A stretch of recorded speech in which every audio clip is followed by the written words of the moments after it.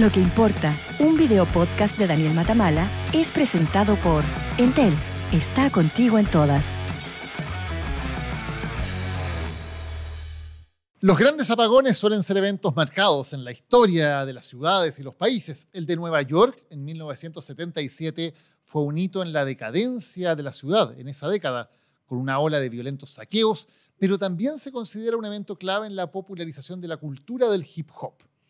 El de Buenos Aires en 1999 marcó la indignación ciudadana que 2 años después haría explosión en la gran crisis del 2001. Y el de 2018 en Puerto Rico, que duró meses, simbolizó para muchos el abandono del país respecto a la metrópoli, Estados Unidos. Está por verse cómo recordará la historia el gran apagón de la zona central en 2024, pero ha demostrado que hay algo de gigante con pies de barro en Santiago, una capital que hace solo unos meses se enorgullecía de ser la sede de unos exitosos Juegos Panamericanos, pero donde basta un temporal de viento para dejar a gran parte de la ciudad sin energía eléctrica por 2 semanas. Ojalá que si algo sale de esta pesadilla para tantas familias, sea una conversación en serio sobre el tema de fondo, los monopolios naturales y cómo se regulan en Chile. El suministro de luz, tal como el de agua potable y gas de cañería, funciona hoy como un monopolio. Los clientes no tenemos opción de elegir cada vez que encendemos un interruptor, abrimos una llave o damos el gas. Sea bueno o sea malo el servicio, estamos condenados a seguir ocupándolo y a seguir pagando a la misma empresa mes a mes. Y por lo mismo esa empresa tampoco tiene incentivos de mercado para brindar un mejor servicio, invertir en infraestructura y mejorar su gestión hacia los clientes. En algunos países estos servicios son públicos, lo que por supuesto no necesariamente garantiza tampoco un buen servicio. Si son privados, como ocurre en Chile, la clave está en la regulación. Cómo el Estado puede velar por el bien común para que la empresa se lleve una rentabilidad justa, cobre un precio justo a sus clientes y haga también las inversiones necesarias para garantizar, por ejemplo, que una ventolera no nos deje por un par de semanas a oscuras. ¿Qué es lo justo? ¿Quién lo define y cómo? Son preguntas enormes. Y además, ¿cómo garantizamos que las autoridades realmente estén tomando esas decisiones justas, pensando en los ciudadanos y no en quién les va a pagar su próxima campaña o quién les va a dar trabajo una vez que ellos dejen sus puestos como autoridad? Porque este debate ya lo hemos tenido antes en otras áreas. Ha ocurrido con el agua potable y ha ocurrido también con el gas. En el caso de las empresas sanitarias que brindan el servicio del agua potable, se han cuestionado los continuos cortes del suministro, la falta de inversión en infraestructura y el modelo para definir las tarifas que pagan los usuarios en medio de suspicacias por los vínculos políticos de esas empresas y su financiamiento de campañas. Exactamente lo mismo que ocurre también en el caso de las eléctricas.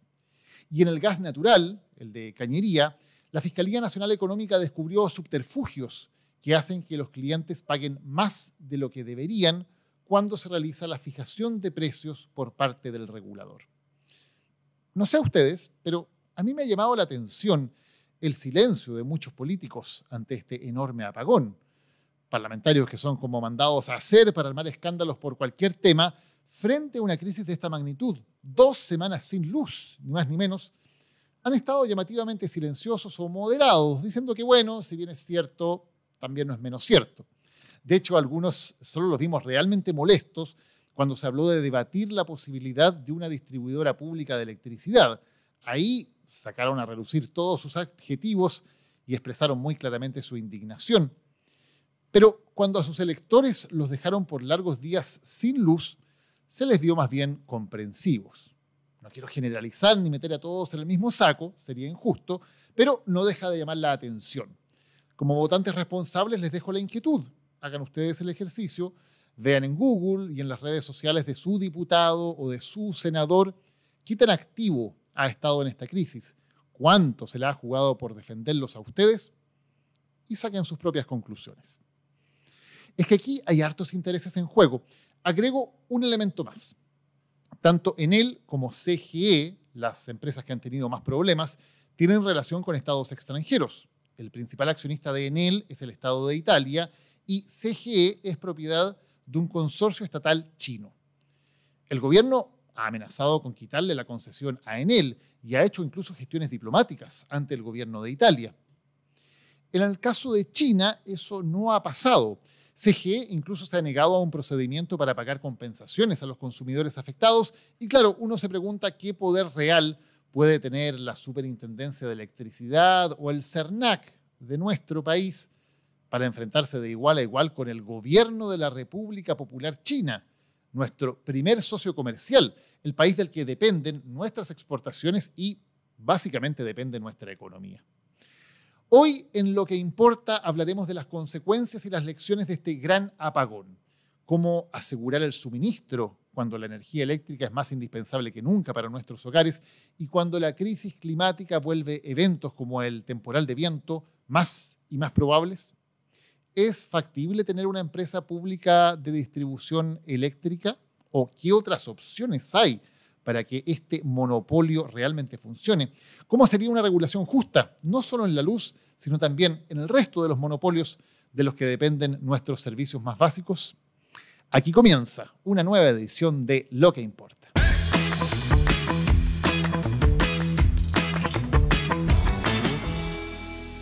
Estamos ahora junto a Eduardo Saavedra, decano de la Facultad de Economía y Negocios de la Universidad Alberto Hurtado. Eduardo, gracias por acompañarnos hoy para hablar de un tema que importa.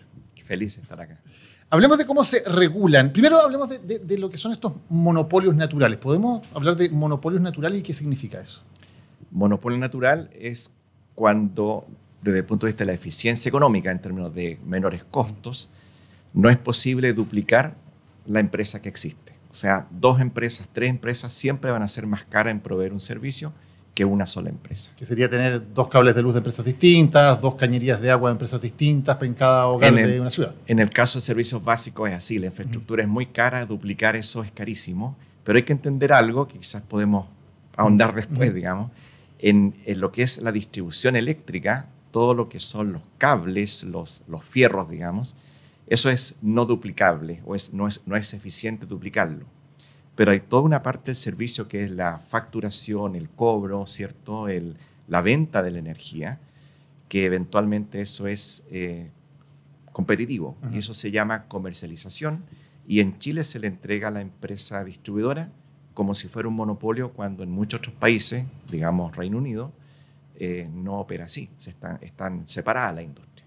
Y ahí es posible generar competencia, pero en la parte de los cables no es posible. Perfecto. Eso lo vamos a dejar para hablarlo más adelante porque es súper interesante también, que puede ser modelos alternativos de tener en cuenta para hablarlo más adelante en esta conversación. Ahora, dado que sí tenemos un monopolio y que además este monopolio es operado por una empresa privada, porque en otros países también pueden ser empresas públicas las que lo hagan, ¿cómo se hace para fijar los estándares de ese monopolio?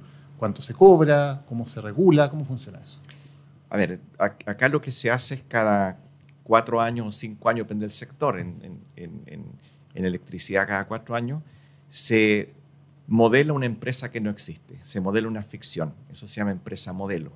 Se calcula cuánto costaría la infraestructura de esa empresa para que parta en operaciones, se calcula cuáles van a ser los gastos, diferentes tipos de gastos anualmente, digamos, si separemos lo que es costo de inversión de costo operacional, y una vez que se tiene ese cálculo, a la empresa se le paga el costo medio, ¿ya? Más o menos. Hay algunas variaciones, depende del sector, pero en teoría la empresa real, en este caso, si es tan eficiente como la empresa que se le modela, no va a tener rentas. Tendría que superar en eficiencia a esa empresa. Y si es menos eficiente, va a perder plata. Esa es la teoría. Esa es la teoría. Ahora me imagino que esa teoría es bastante difícil de llevar a la práctica, ¿no? Como inventar una empresa ficticia y hacerla calzar con lo que ocurre en la realidad. Hay una convergencia a la empresa real. Al final se termina mirando a la empresa real, cueste lo que cueste, porque es imposible de la nada aparecer con una nueva empresa. Se mira a la empresa real y se eficientizan las operaciones, las inversiones de la empresa real. Pero siempre se parte de la lógica que es una empresa que parte de cero. Y por lo tanto una empresa nuevita, recién hecha, y eso difiere de la empresa real, que no es tan nueva, que tiene aparatos viejos y que pueden sufrir más cuando hay circunstancias como temporales. Eduardo, ¿te parece que funciona ese modelo de regulación?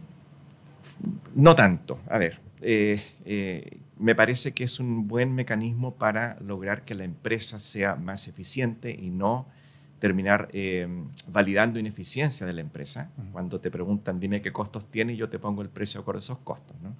De alguna manera, todo lo que son gastos operacionales, me parece que es un buen mecanismo. En otros países existen otros mecanismos, pero me parece bien. Pero en todo lo que tiene que ver con costos de inversión, la ficción parece que se pasó de raya. Esta idea de que la empresa parte de cero y los activos no se deprecian, por lo tanto, es muy distinta a la realidad. En la realidad, la empresa real tiene que hacer inversiones de manera sistemática para poder competir con esta empresa modelo. Si no hace inversiones sistemáticas, va a pasar lo que pasó. Viene un temporal fuerte, correcto, pero quizás no se tomaron todas las medidas para evitar lo que pasó. O sea, es un modelo que incentiva tal vez que estas empresas no hagan todas las inversiones que deberían hacer para prevenir este tipo de problemas. No sé si decir que incentivan, pero al menos los castigos que tiene no haber hecho esas inversiones parece que no funcionan muy bien. Por ejemplo, las multas me parece que no son lo suficientemente altas, las compensaciones no son lo suficientemente automáticas. Ya vimos en el caso de los temporales de mayo que la empresa de alguna manera litigó en contra de pagar de manera inmediata las compensaciones por la energía no cubierta. Quizás ese costo de compensación es muy bajo. La gente quizás valora más y se requieren estudios para saber cuánto realmente valoran las personas el kilowatt que no se consumió, que es lo que debería ser la compensación. Y la verdad es que las compensaciones tienen que ver con lo no consumido más que con todo el daño extra que significa el dejar de consumir la energía eléctrica. Por de pronto, todos los alimentos que se te echaron a perder, las personas que son dependientes de la energía eléctrica, si tuvieron o no acceso inmediato a ello, y eventualmente lo que los abogados llaman el daño moral, todo aquello que tiene que ver con la rabia que te produce no recibir la energía. Ahora, esta modelación que se hace para esta empresa modelo y así fijar tarifas, etcétera, ¿es algo que se hace de una manera que puede ser que es transparente, que es justa, que es ecuánime, o tienen demasiado poder las empresas ahí también para de alguna manera hacerlo a su manera? No, yo creería que no. Yo creo que en el otro lado tienes a la Comisión Nacional de Energía, que tiene bastante poder. En el caso eléctrico, ambas partes presentan su propio estudio y luego se pondera en 2/3 la Comisión Nacional de Energía y en 1/3 el estudio de la empresa. Eso no es muy bueno porque lleva a tratar de, voy a decir, no sé si mentir, pero exacerbar mayores costos en la empresa para decir, mira, soy más caro, págame una tarifa más alta, y en la comisión menores costos para tratar de pagar menos. Claro, porque en el fondo significa que 1/3 de la definición lo hace la propia empresa. Claro, ahora, bajo parámetros razonables, no puedo decir cualquier cosa. Yo diría que ahí no está el problema. Yo de verdad creo que el problema está en que parte de la regulación paga el costo anual de una inversión de una empresa nuevita, recién hecha, que no es la realidad. Y eso en otros países ya empezaron a cambiarlo y se fueron por una regulación más de empresa modelada en el caso de los costos operacionales, pero en el caso de las inversiones más de la empresa real. Dime qué has invertido y yo te voy pagando en función de eso. ¿Y cómo se podría hacer para que ese incentivo sí exista, digamos, de que haya inversiones claramente establecidas que la empresa quiera hacer, porque también está en su propia conveniencia hacerlo, y que puedan prevenir situaciones como la que hemos visto en Santiago estas últimas semanas? A ver, por de pronto estándares de calidad de servicio que en Chile están, pero muchas veces las multas al no cumplimiento no están o no son suficientemente fuertes. Siempre debería quedar la idea de que es mejor hacer la inversión a correr el riesgo de no hacerla y pagar una multa irrisoria. Me parece que ahí es un tema que nosotros tenemos una tranca chilena contra las multas. No, que esto es muy alto, que me va a dejar en la bancarrota. Bueno, haga la inversión y no va a caer en la bancarrota. Las multas son muy bajas. Primero, las multas son muy bajas y la amenaza de fin de concesión no es creíble. ¿Por qué? Porque nadie la va a aplicar. Porque no está la alternativa. Tú, si quitas una concesión, tienes que tener el plan B armado. Y en Chile no hay un plan B. El mismo gobierno reconoce que no tiene la musculatura, según dicen dos ministros, ¿no? Para que una empresa pública se haga cargo de la distribución de energía eléctrica en una ciudad del tamaño de Santiago. O sea, cuando el gobierno amenaza a Enel con quitarle la concesión si no cumple ciertos parámetros y no restablece el servicio, está blufeando. Es un blufeo con costo en litigación y con harta pelea y te va a llevar mal con el gobierno, no le viene bien a ninguna empresa que tiene que estar día a día conversando con el regulador, ¿no? Más bien tiene que ver con una amenaza que vamos a ir a conversar a tribunales. Me parece que va por allí, más que la idea cierta de que a una empresa del tamaño Enel le van a quitar la concesión. Y eso porque no hay manera de seguir brindando servicios si no es con la empresa que lo está haciendo. Una por ese lado, y probablemente la calidad del servicio sería tan mala, producto de que no estás preparado, que la gente a los 2 meses se va a olvidar de esto y va a empezar a clamar por la vuelta de Enel. Claro. Entonces me parece a mí que no tiene sentido. Eduardo, ¿y hay alguna manera de tener un plan B en estas cosas? ¿O uno debería decir sencillamente, bueno, cuando hay una situación como esta, no hay otra alternativa más que la empresa se siga haciendo cargo porque no va a haber cómo quitarle la concesión aunque incumplan? Me parece a mí que la amenaza de multas que sean más rápidas, con compensaciones que tengan que ver realmente con lo que pierden las personas al dejar de consumir energía eléctrica, son un mejor mecanismo para que la empresa haga las inversiones suficientes para que ante eventos que son muy complejos y van a ser cada vez más complejos producto del cambio climático, la empresa esté preparada. Uno esperaría ver, y no solo en él, ver a las municipalidades en marzo, en abril, haciendo poda arbórea. Eso se usa en todas partes del mundo. Y acá se hace muy poco.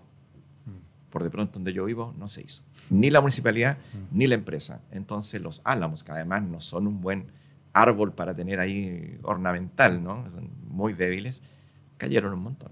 Porque acá también hay toda una falta de previsión en esos aspectos también. ¿Qué tipo de árboles se plantan?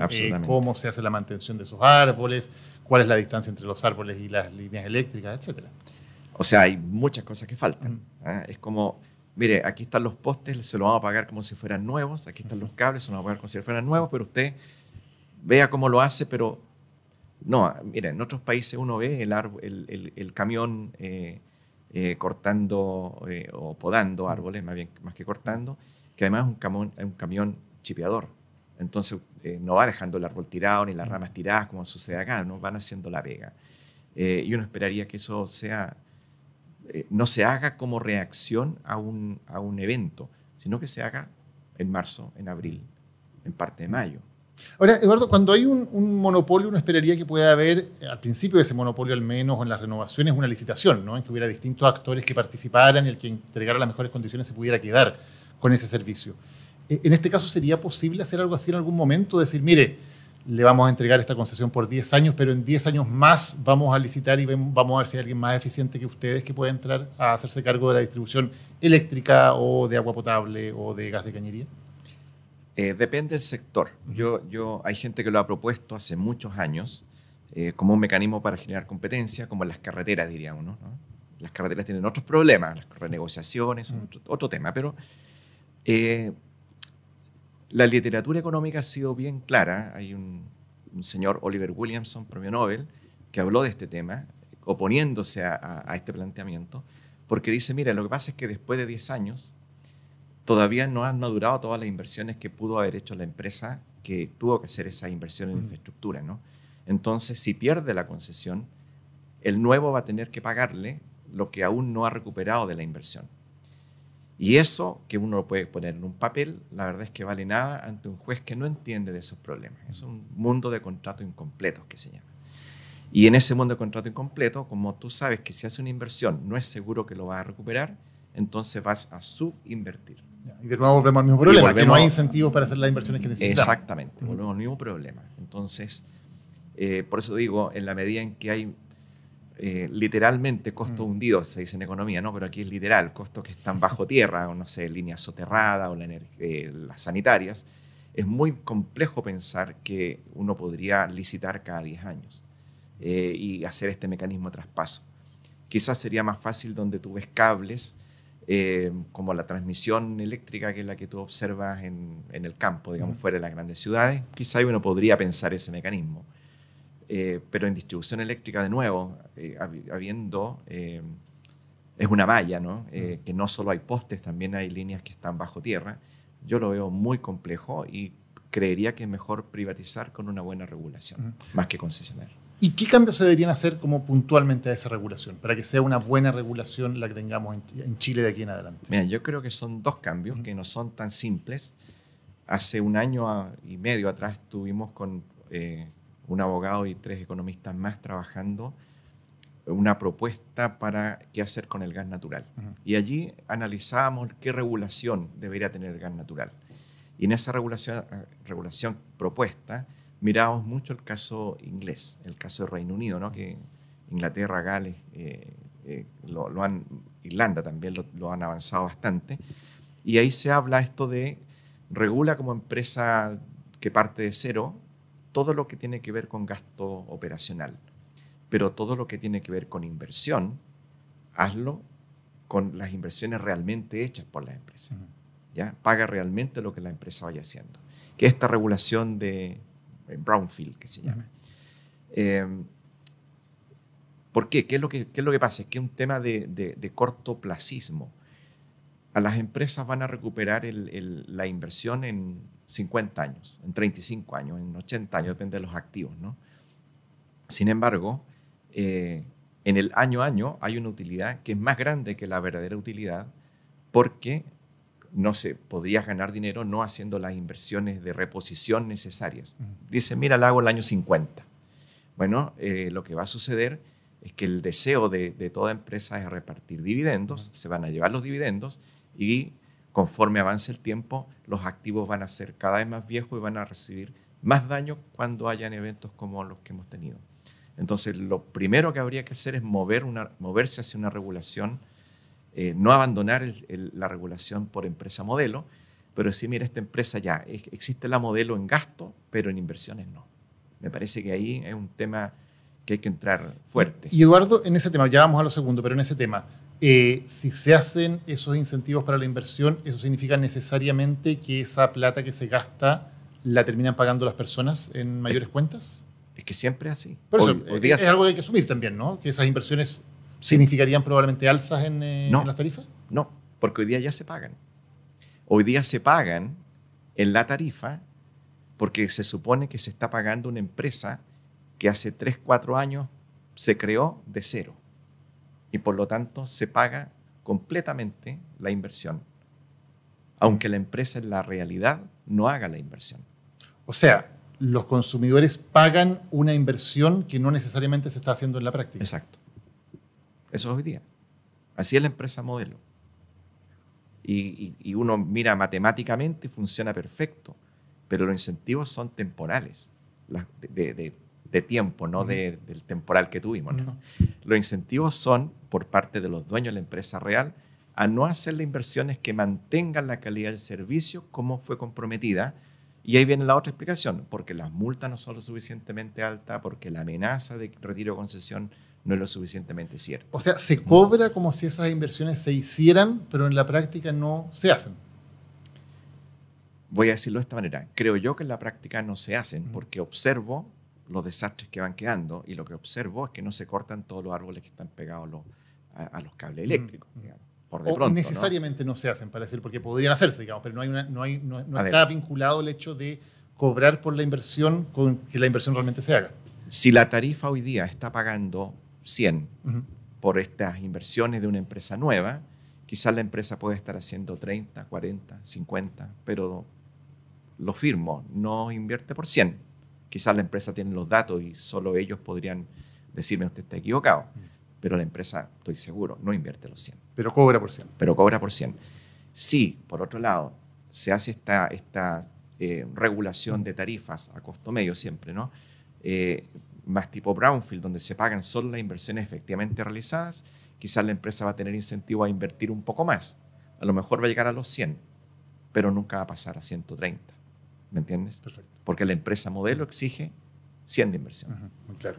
Había un segundo tema que decías que también se podría cambiar. Efectivamente, un segundo tema.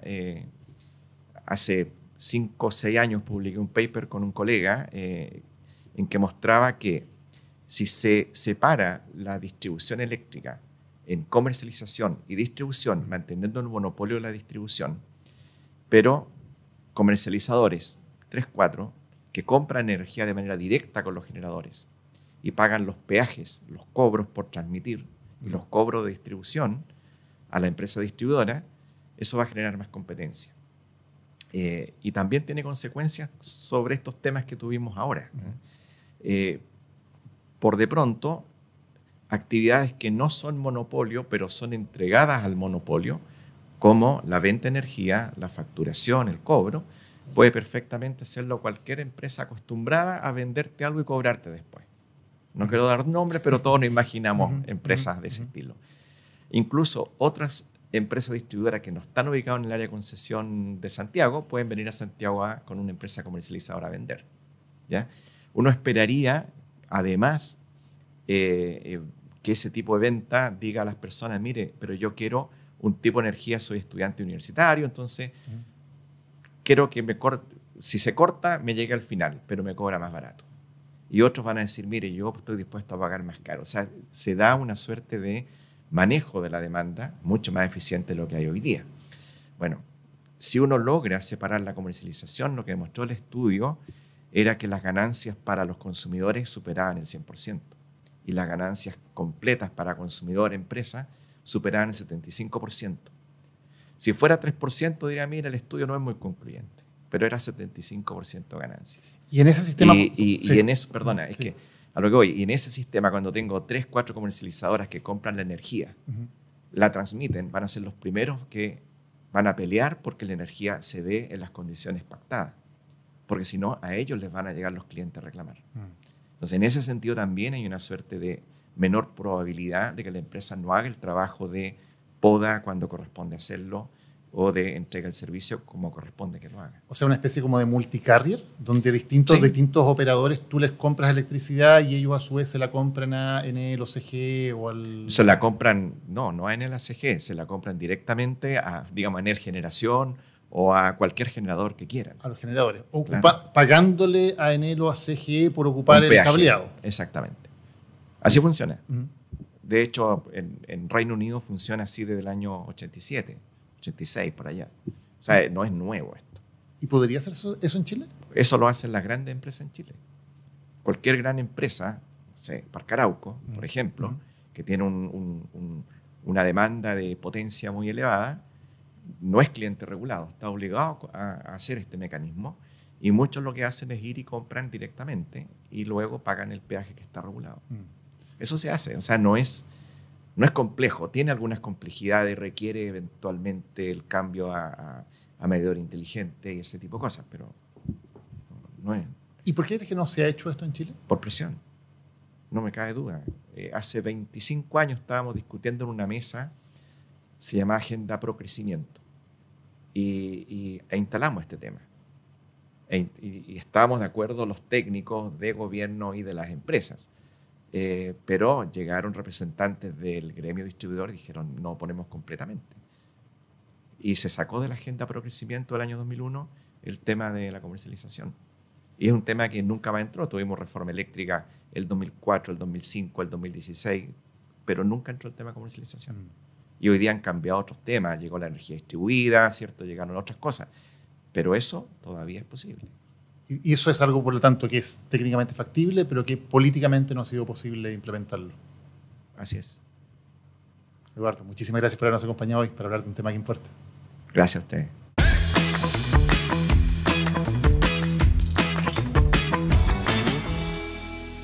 ¿Sabes qué compañía cumple 60 años este 2024? Te vamos a dar algunas pistas.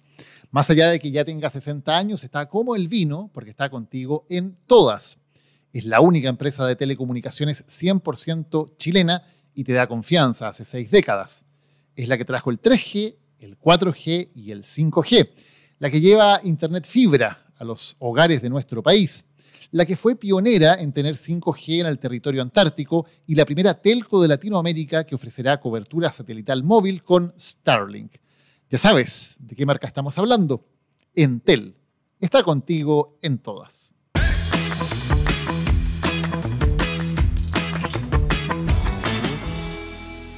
Estamos ahora junto a María Isabel González, gerente general de Energética Consultores y además ex secretaria ejecutiva de la Comisión Nacional de Energía. María Isabel, gracias por acompañarnos hoy para hablar de un tema que importa. Encantada, Daniel.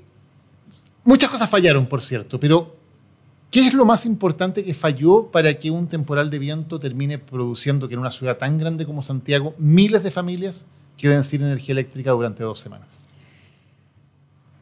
Bueno, yo creo que son hartos factores. Y aquí hay responsabilidades compartidas de muchos actores y obviamente de las distribuidoras eléctricas, ¿no es cierto? Pero también bastante responsabilidad de las municipalidades, ¿ya?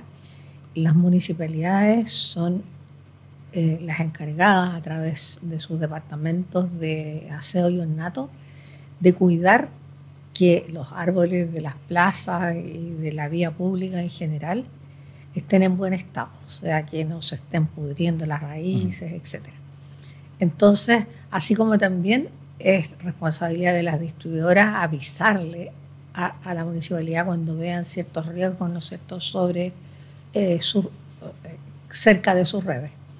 Entonces, y también hay responsabilidad privada, digamos, porque muchos de estos árboles que se han caído también están en predios que son de privados, digamos. Entonces ahí la distribuidora eléctrica a lo más que puede hacer es hablar con el propietario del predio y decirle, por favor, corte este árbol o hágale algo a este árbol. Y todas esas labores no se han hecho de la manera adecuada, porque, María Isabel, aquí tuvimos un evento que fue extremo, 2 semanas de cortes de luz, pero cada vez que hay un poco de viento en Santiago, la luz también se corta por un rato. Claro, no por claro. Es que en este caso fue mayúsculo, digamos, el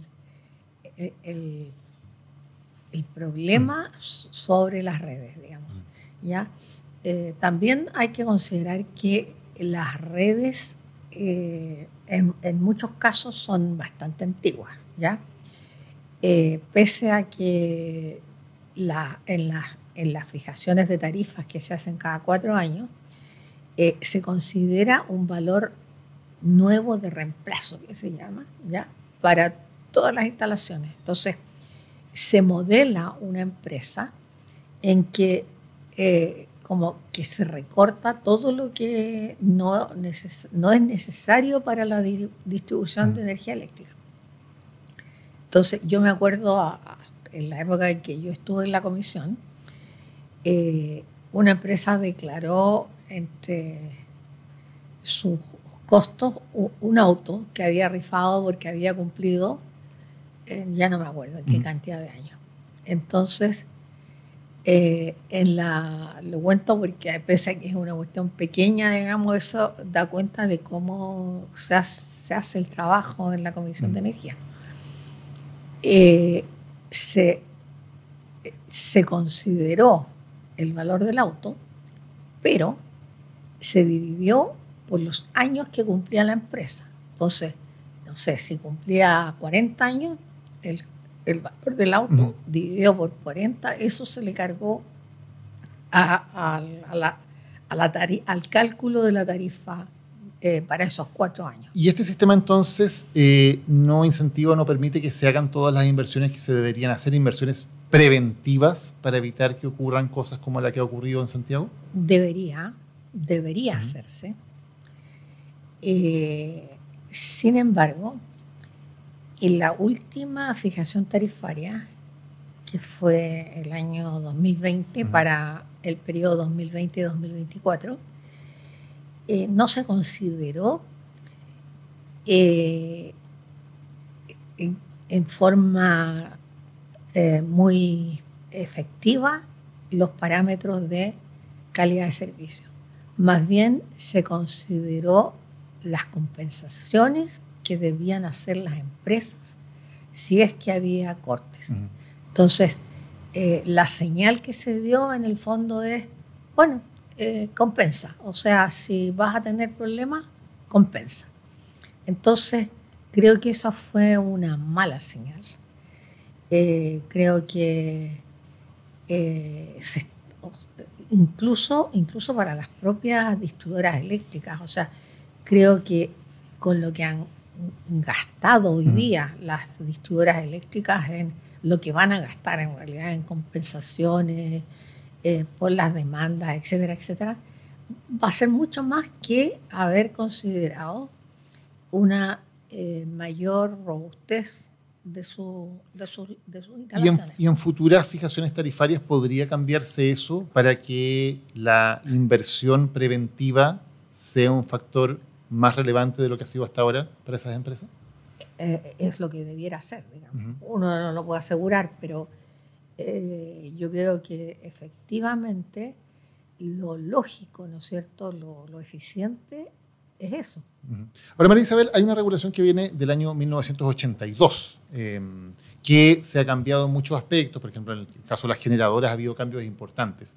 Se ha modernizado también acorde con los cambios que ha habido en todo este tiempo para el tema de las distribuidoras, de quienes finalmente entregan la electricidad a los usuarios en los hogares. En la ley no, la ley misma no ha habido grandes cambios aparte de bajarles la tasa de rentabilidad, ¿ya? Pero dentro de la normativa global, los reglamentos, etcétera, etcétera, de calidad de servicio, las normas técnicas para conectar determinados consumos o generación a la red de distribución, sí se ha actualizado, digamos, sí, o sea, ante las nuevas, las nuevas posibilidades que tiene, ¿no es cierto?, particularmente las energías renovables, se ha adaptado la legislación para que se puedan conectar con... y es bastante reglado, o sea, las distribuidoras tienen plazos que cumplir, de hecho no se pueden negar si es que no hay problemas técnicos en sus instalaciones. Para, por ejemplo, pequeños distribuidores que alguien quiere instalar, por ejemplo, paneles solares. Claro, sí.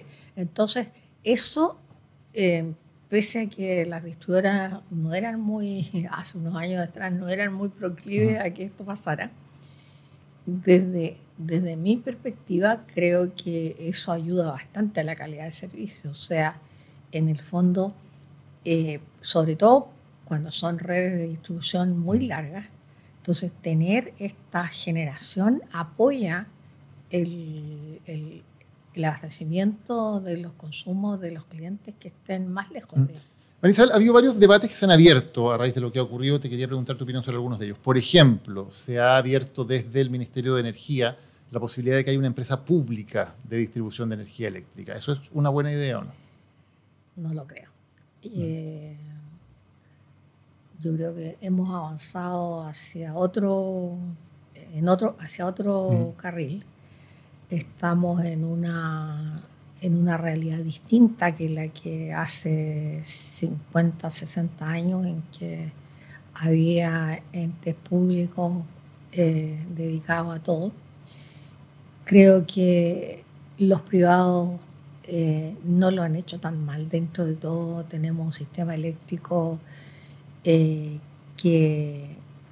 ha sido resiliente con muchos eventos y que volver hacia atrás, yo creo, no sería una buena medida. Sobre todo porque el Estado tiene otras prioridades, digamos, o sea, y en el fondo destinar recursos a un negocio que lo pueden hacer relativamente bien los privados, yo no creo que sea invertir eficientemente. ¿Y cómo lo hacemos para que lo hagan mejor los privados? Para que no ocurra nuevamente algo como lo que hemos visto en esta semana y sí haya las inversiones necesarias para evitarlo. Yo creo que aclarar las responsabilidades de cada uno de los agentes que han tenido que ver en esta crisis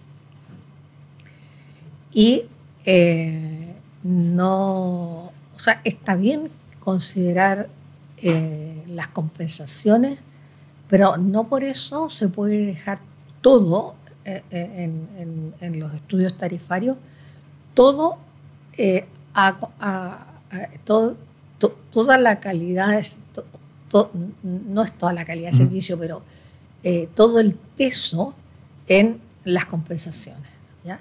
Y yo creo que efectivamente las compensaciones y las multas son una buena medida, y probablemente haya que aumentarlas, digamos, porque, claro, en lugar... Porque, perdón, da la impresión de que hoy día esas compensaciones y esas multas no son incentivo necesario para que las empresas hagan las inversiones, porque si fuera así, las empresas harían inversiones mucho mayores para evitar pagar esas multas y compensaciones. Yo creo que después de esto, efectivamente va a haber tantas compensaciones que va a ser tan oneroso que indudablemente va a ser una señal para que inviertan más en calidad de servicio. Ahora, ¿qué pasa también? Porque cuando hablamos de calidad de servicio, no solamente es que se reponga la luz cuando hay cortes como estos o que se hagan las inversiones para evitar el corte, también es que la información a los usuarios sea una información correcta. Y eso evidentemente no ha ocurrido en lo absoluto en esta crisis. ¿Por qué?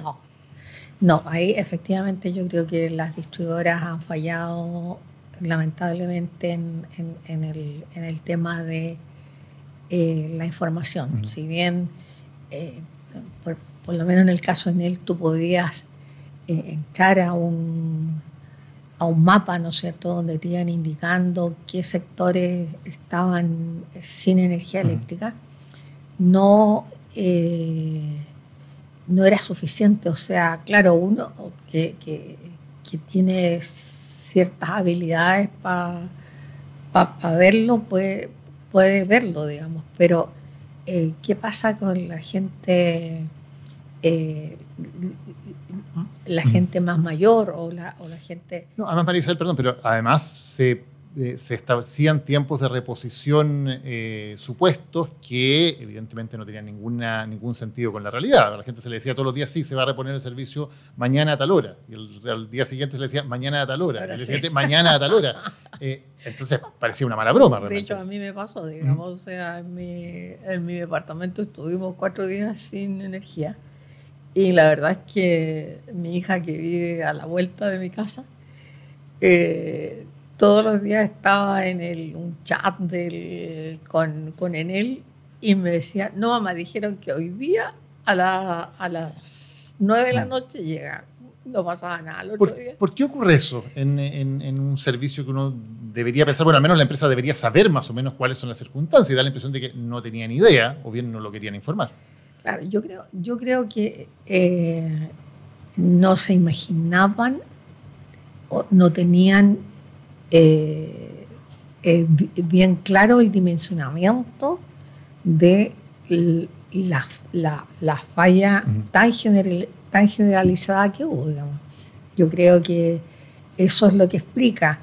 Ahora, alguna vez se planteó esto de los medidores inteligentes. Yo creo que eso habría sido de gran ayuda en esta crisis, ¿ya? O sea, creo que con eso las empresas distribuidoras habrían tenido bastante más claro la magnitud de los sectores que estaban afectados. Claro, eso recordemos que resultó bastante escandaloso por la forma en que se proponía y el cobro que se hacía a los usuarios. Lo hablamos en algún momento. Claro, pero sería, de hecho, de otra manera, evidentemente, y con otro financiamiento, ¿sería también un paso importante implementarlos? Claro, debiera incluirse dentro de a la larga. Todos los usuarios tenemos que pagar todo, ¿cierto? Todo, todas las inversiones, el servicio, etcétera, etcétera. Pero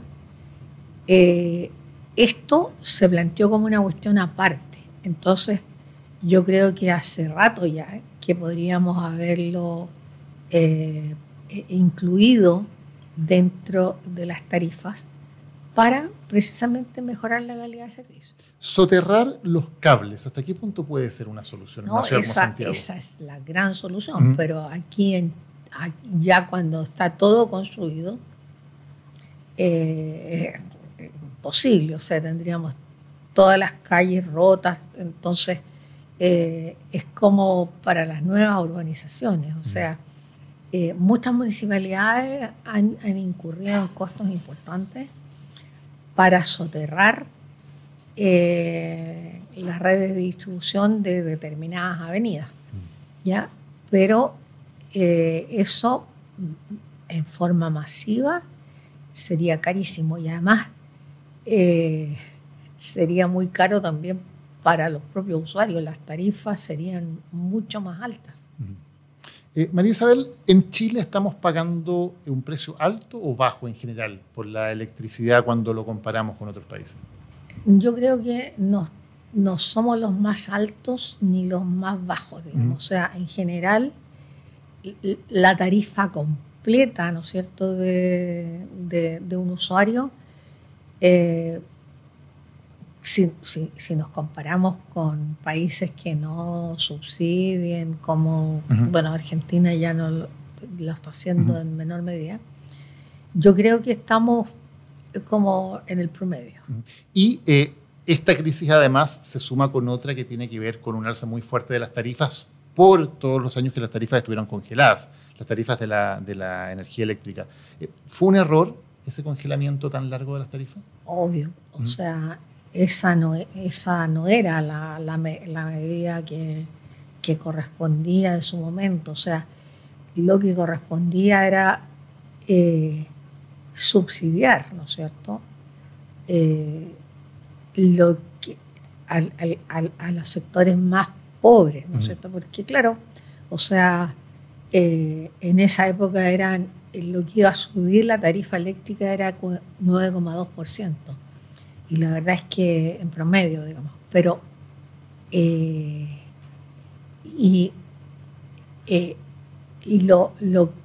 obviamente eso puede ser bastante fuerte para una familia de escasos recursos que destina buena parte de su presupuesto a los servicios básicos, pero no para la mayoría de la gente. Entonces, eso fue un error. Yo creo que debió haberse segmentado y no habríamos acumulado esa deuda terrible y ahora tener que pagarla con todos los intereses que corresponden. María Isabel González, gracias por habernos acompañado hoy para hablar de un tema que importa. No, encantada. Lo que importa, un video podcast de Daniel Matamala, es presentado por Entel. Está contigo en todas. Hasta aquí esta edición de Lo que Importa. Recuerda que cada miércoles estamos subiendo nuevos capítulos de Lo que Importa, tanto en Spotify como también en YouTube. Y recuerda también suscribirte a nuestro canal de YouTube para que no te pierdas nada de lo que está ocurriendo allí. También las columnas semanales de opinión están cada semana también en ese canal. Así que muchas gracias por la sintonía, muchas gracias también por ayudarnos a correr la voz sobre este proyecto, sobre Lo que Importa. Y nos vemos la próxima semana con otro tema que importa. Lo que importa, un video podcast de Daniel Matamala.